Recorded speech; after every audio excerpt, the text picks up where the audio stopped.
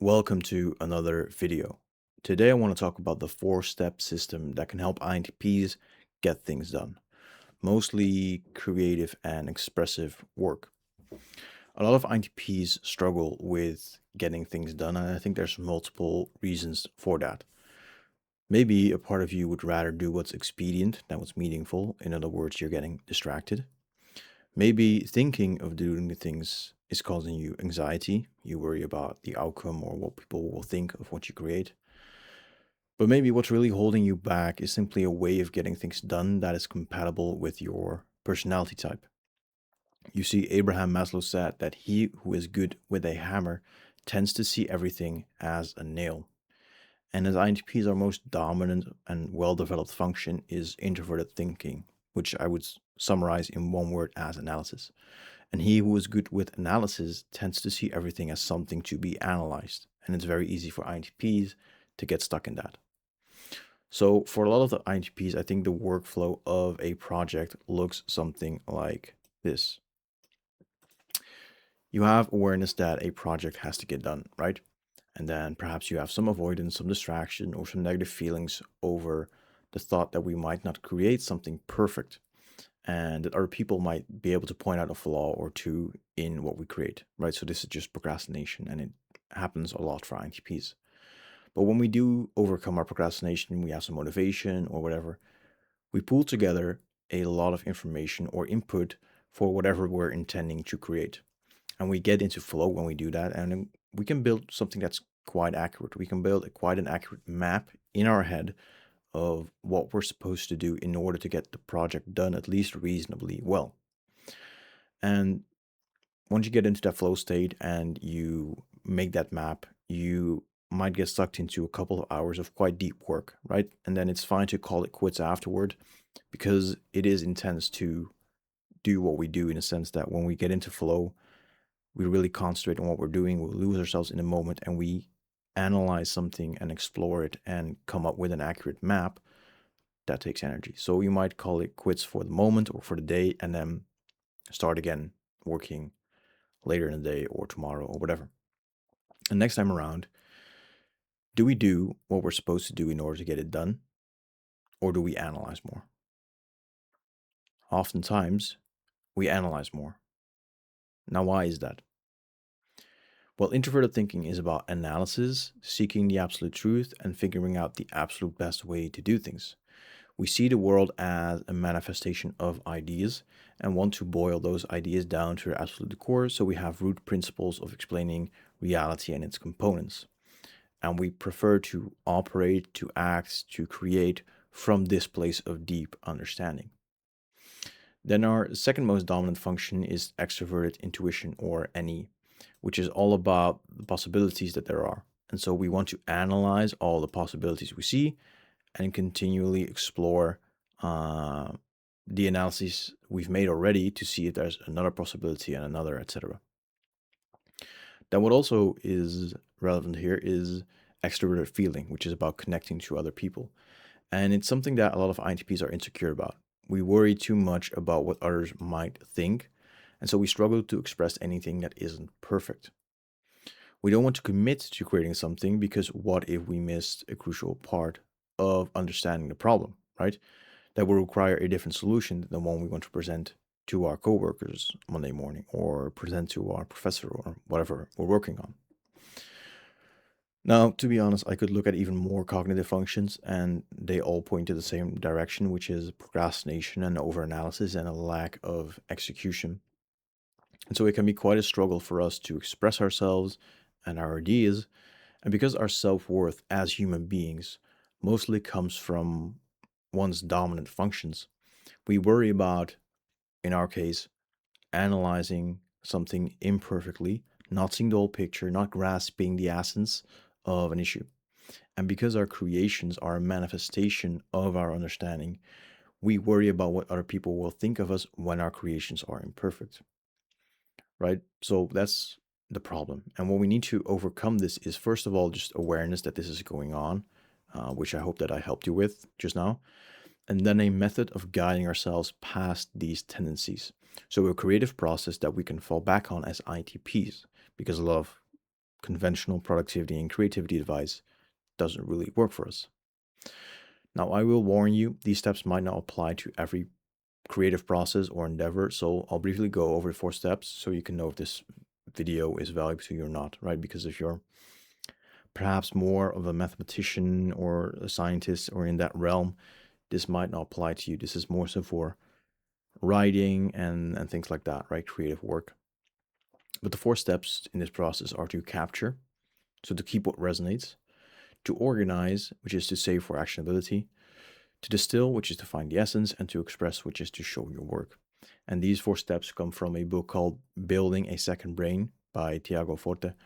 It's something I can dive into more, but we don't necessarily need to build a second brain. It's just that that second brain is a part of this, or rather, this 4 step process is a part of the concept of a second brain and using a second brain. And so that's where I found this concept.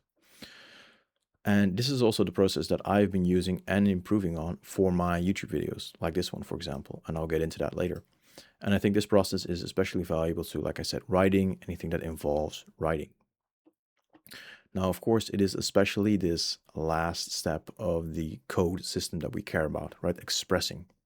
The COD, so capturing, organizing, distilling steps, are just a means to that. They're a means to the end of expressing. And so the goal of this is simply to have an effective creative process. The way I look at things, we can adapt this process with the INTP tendencies in mind, where we reverse engineer the ultimate way of getting to relatively effortless expression as INTPs, because expression is perhaps something we struggle with the most. So let's reverse engineer, right? Our goal is to express more, I think, for 3 main reasons. First of all, if we express more frequently, we can get more feedback and we can iterate on something rather than trying to figure out something completely before starting. Secondly, we can express more intensely. And what I mean by that is that you don't just make one small suggestion in a company meeting, or when someone asks your opinion, you say something like, oh, it depends. You actually have something to contribute, right? That is the goal of expression, right? Contributing is expressing. And that can really change your life as an INTP, and I'll also get into that later again. And then a third point I think is key is that creation makes you better, right? Giambattista Vico was a philosopher who is said to have said, we only know what we make. And James Clear, who wrote Atomic Habits, said the teacher learns more than the student, right? Because if you want to understand something so well that you can teach it, you have to really dive into it first. Diego Forte in this book said you are more likely as well to remember information you've written down in your own words. I think this is scientifically proven. And then lastly, Ralph Waldo Emerson said an ounce of action is worth a ton of theory. So our goal is to express more. That is the first step in reverse engineering. Then secondly, the way we create things more frequently, more intensely, and with less effort is to add a step of distilling, of finding the essence between creating and consuming. Because usually INTPs gather a lot of knowledge and understanding, whether with notes or bookmarks or links or screenshots, or in their own head, right? But they then procrastinate and have to transition from having a map in their head to creating something on paper or in a document, right? And this is very difficult because you're trying to perform multiple cognitive processes at the same time. You are trying to choose ideas, sequence ideas, and connect ideas all at the same time. You're choosing which ideas or elements are most important and need to be in the final product. You then sequence those important ideas into a logical order, so a narrative or chronology or whatever. And you want to connect those ideas by filling the gaps and creating the right explanations of how idea 1 relates to idea B. And if you're trying to do that all at the same time, that takes so much cognitive work that you lose efficiency. It's like your RAM, if your brain was a computer, is completely full, and you lose effectiveness and efficiency, and it's easy to sort of burn yourself out, and completely waste your energy for the day, your cognitive energy, in just a couple of hours without actually getting something done. Now, you cannot find the essence until you've organized and captured something first. And what you organize and capture is elements that you can merge or synthesize into a new creation, examples that you can learn from or get inspired by for your creation, and even processes or methods of creating a specific kind of creation. So this is reverse engineered, right? And so what it basically comes down to is we want to capture first and organize and do so briefly. Then distill. That is probably like the biggest lesson here is that a lot of people skip the distilling and try to go from capturing or having ideas or having knowledge to creating rather than first distilling, sequencing, things like that. And so let me show you the plan. Here it is. So again, these are the 4 steps, right? To create or to capture, to organize, distill, and to express. And what you see is that capturing and organizing are divergent, right? So they are broadening in a sense. Especially with INTPs, capturing one idea or getting an idea, getting an insight into something can spark a lot more ideas, a lot more thoughts, a lot more. This is sort of like the extrovert intuition, right? So capturing and organizing together is basically something that we do well because this involves a lot of introverted thinking and extroverted intuition. Now, where it gets difficult is in this element of distilling and expressing, again, because we do not really consciously choose to do so.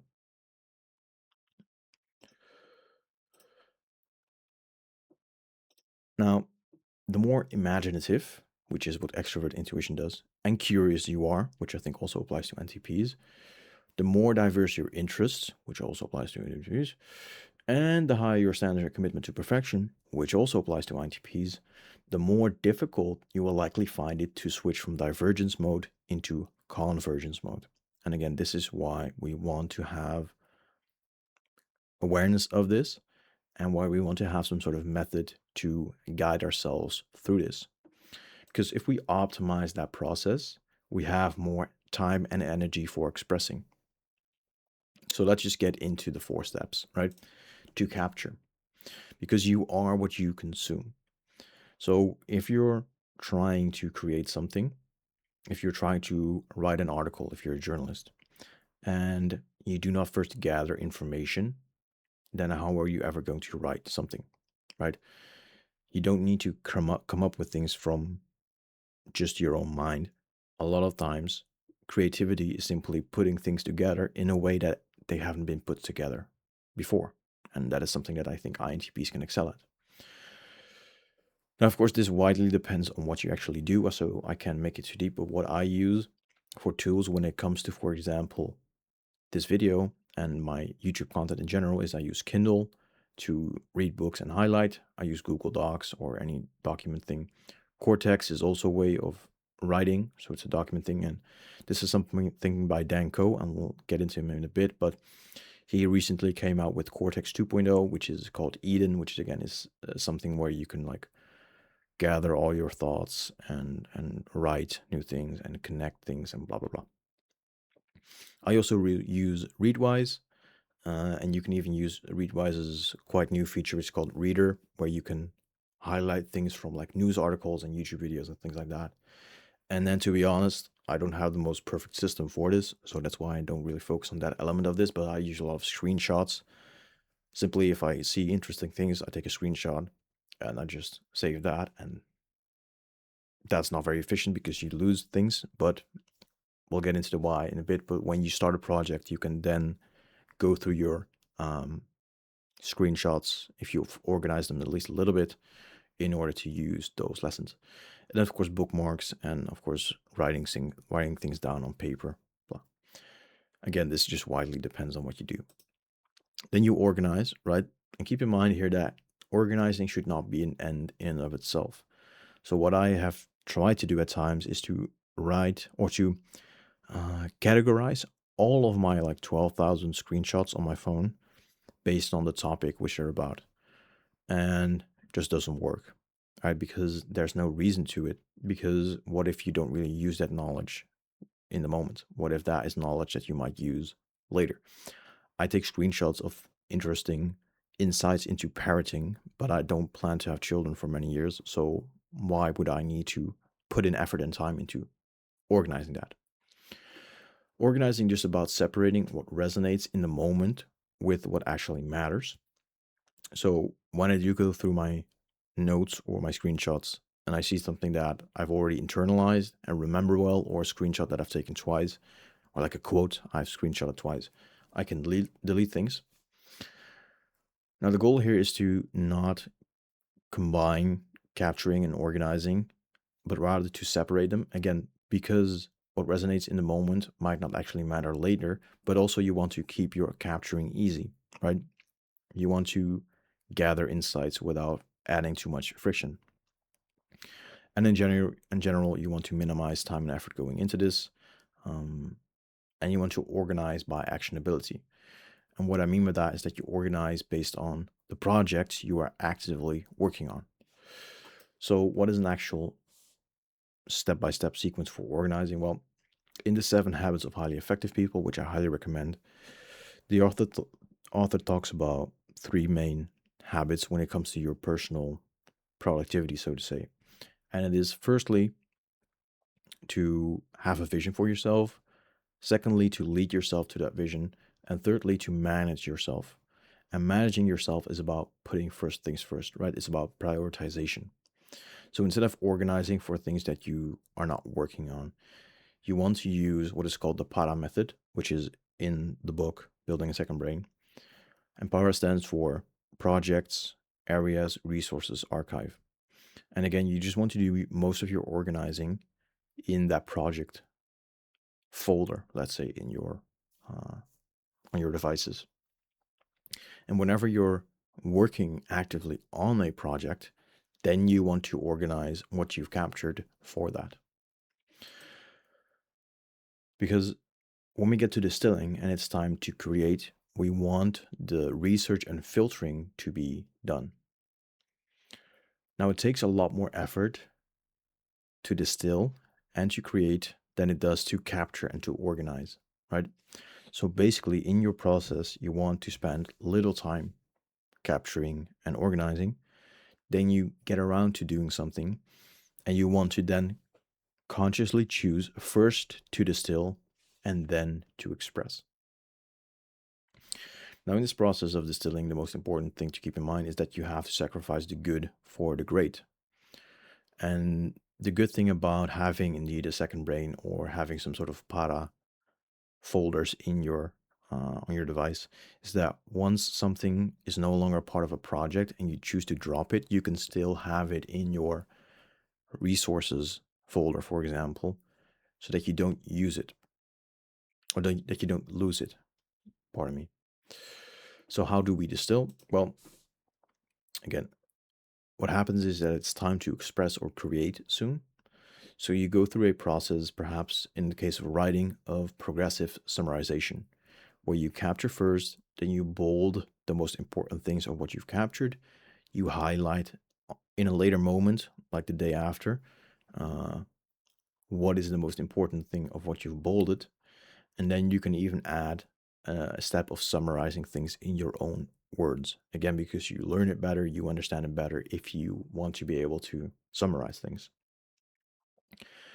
So key mindset here is to move quickly and to touch lightly, right? What you do is you bold one day and highlight the next day. And this way, instead of having to find like a 4 hour deep work block or getting to the perfect productivity mindset, you can just do this more easily. It's low friction. You just bold one day and it takes like 15 minutes to bold the notes you have captured.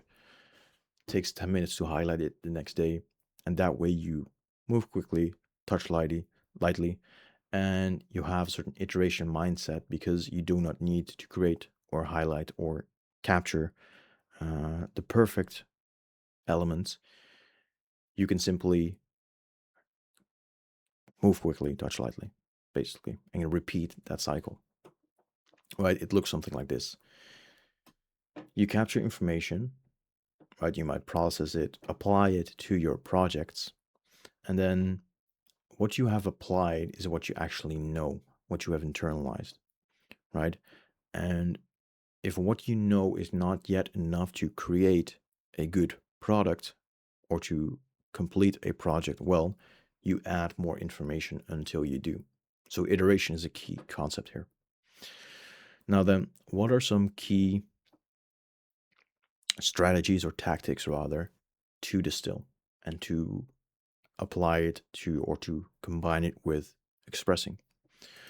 Well, again, in the book, there's a concept called the archipelago of ideas. An archipelago being like a set of islands that are aligned or that are like separated. Of course, they're islands, but they're close to each other. And so the lesson here is that you create components, what the author calls intermediate packets, so that you basically have a project 80% done already, right? And all you need to do now is the actual creative work of connecting the islands, connecting the different ideas. So the way you make these intermediate packets is that, or rather the benefits first of them are that you can use scope control, right, to get to flow, because if your project is too big, it will be overwhelming. You cannot get into flow, which means it's difficult to get things done. Secondly, is that, again, like I mentioned, you can do light work instead of only having to do the big, deep, long work. You can just move quickly, touch lightly. You also have more feedback cycles by making these intermediate packets, by first creating a component of your final product so that you can show that to people and get feedback from them.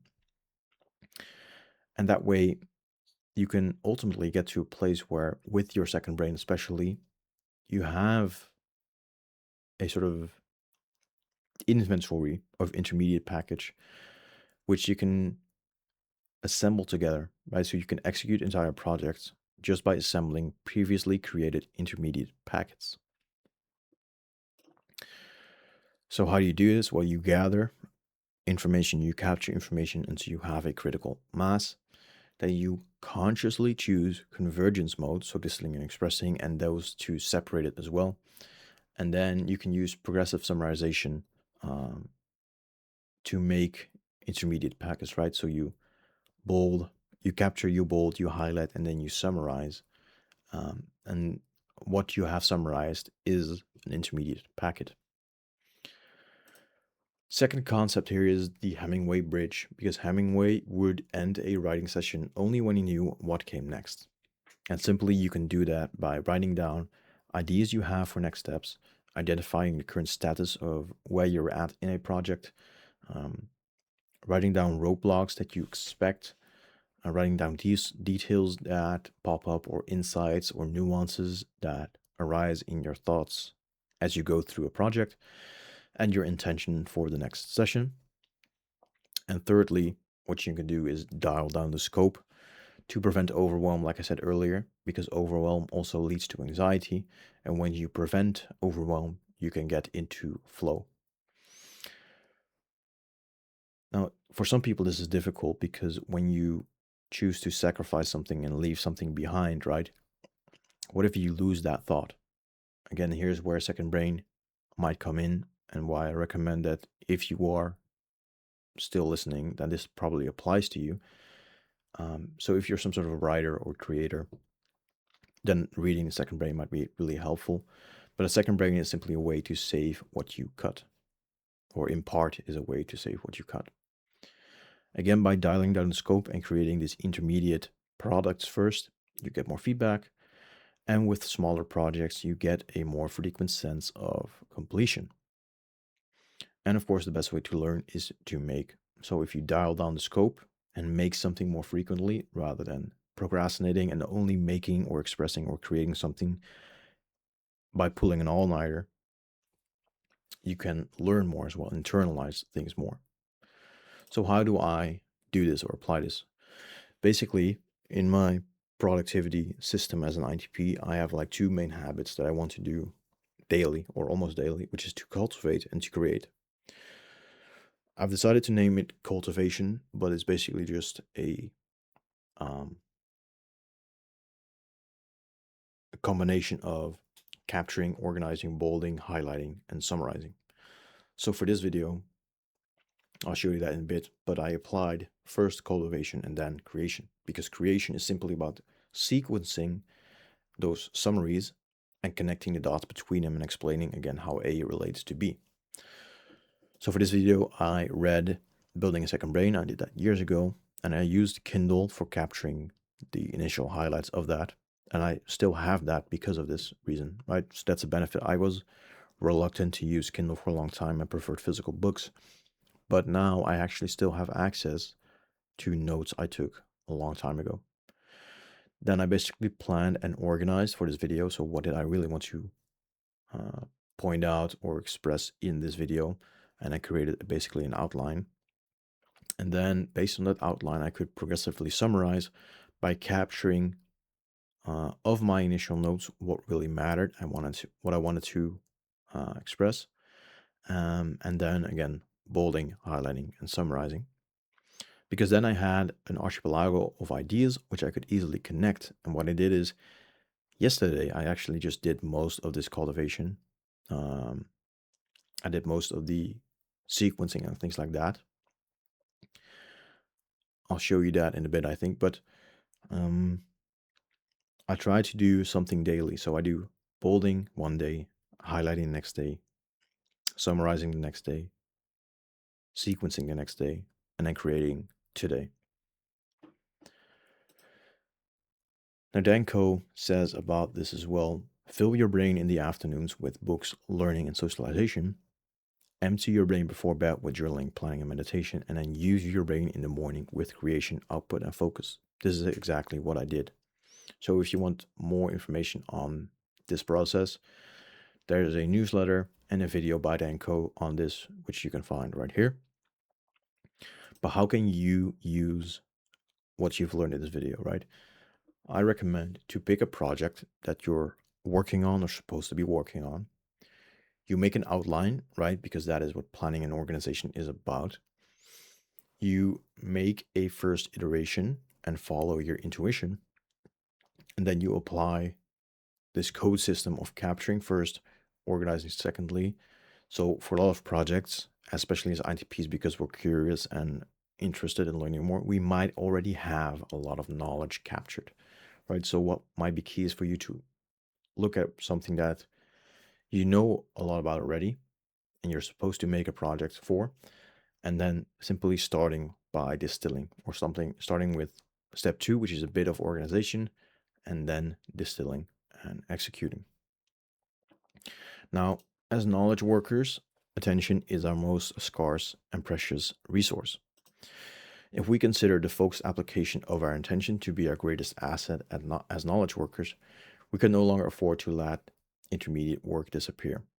If we consider how precious little time we have to produce something extraordinary in our careers or in our businesses, whatever, it becomes imperative that we recycle that knowledge back into the system where it can become useful again.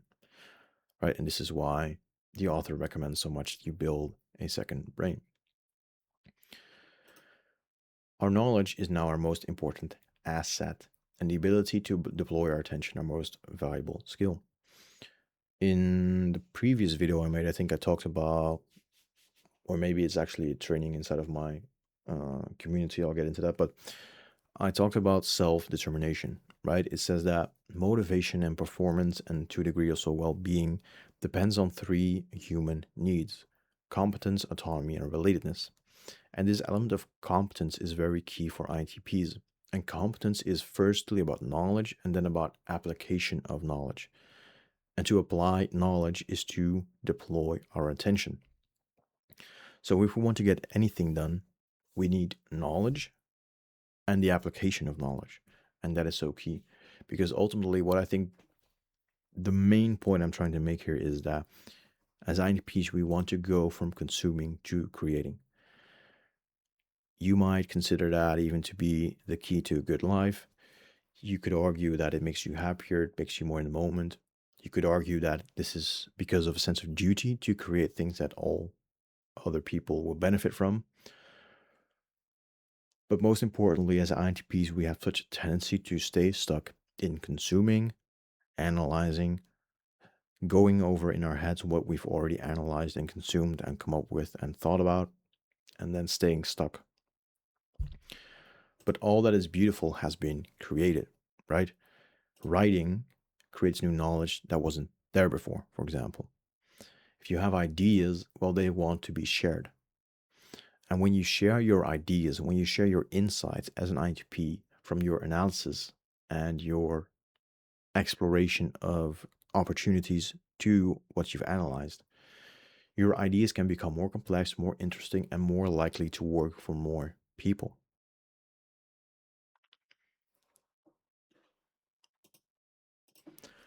I seriously believe that INTPs can change the world. The way you change anything, right? Whether in your personal development or self improvement or whatever you want to call it, or in societal, worldly issues out there, the steps are always the same. It is to analyze the problem, to come up with solutions, and to create those solutions, to test them, to experiment with them, to try to see if it works, to learn from that, to iterate and to improve until you find something that works.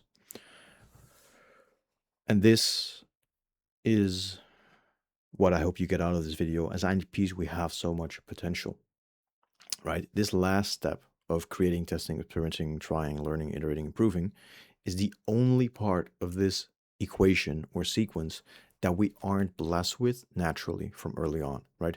And if we just consciously develop an ability to execute and express and try, we can change the world and we can change ourselves so that we can make the world a happier place and our lives happier lives. And the beauty is that our ability to analyze problems and come up with solutions is also exactly how we can get ourselves to create and test an experiment, even if that is not our natural tendency. That applies to a degree to this video. I hope that this video helps people, right?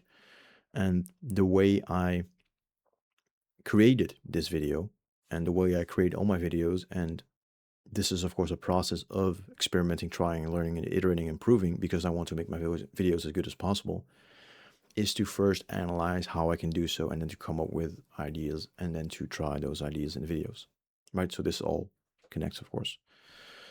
Now, one last thing I'd like to say is I've created a community for INTPs, which you can simplify by going to school.com/INTP.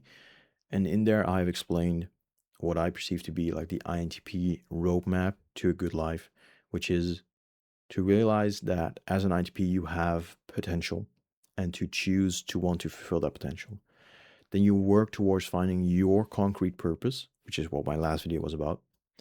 Then, of course, you might procrastinate, which you can overcome. It's about overcoming distraction, anxiety, and overanalysis. Then you get productive, which is about increasing your focus and effectiveness. Then you increase your performance by focusing your sleep, nutrition, movement, etc. And then you get to mastery. And I think INTPs can get to mastery and play in a matter of years. It doesn't have to take that long. It might take longer for other people that don't have such a tendency to analyze and improve. So I've tried to gather some resources about like INTP 101, about our cognitive functions, things like that, about why we have so much potential, about our purpose and how we can find our purpose, and some potential ideas that might help you find your purpose. I've also added some resources about procrastination, productivity, and performance, which is like the three elements of your personal productivity, so to say. And then also about play. So if you want access to this for free and you want to connect to other people that are also either trying to realize their potential or trying to fulfill their purpose or trying to increase their personal productivity, then I'd love to see you in there. And that was it for this video. Thank you for listening.